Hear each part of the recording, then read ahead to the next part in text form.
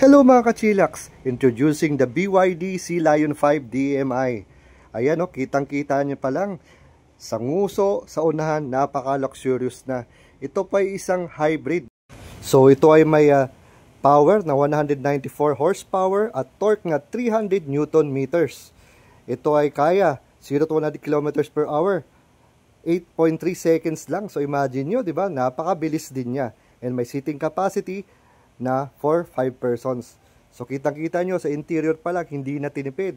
And ito naman kanyang back view, isang mahabang ilaw sa likod na napakaganda, very premium. Ang maganda nito ay very affordable na to kumpara sa iba. Ika nga, super improved na itong BYD Sea Lion 5. Ayan o, ang ganda pa ng shift knob niya.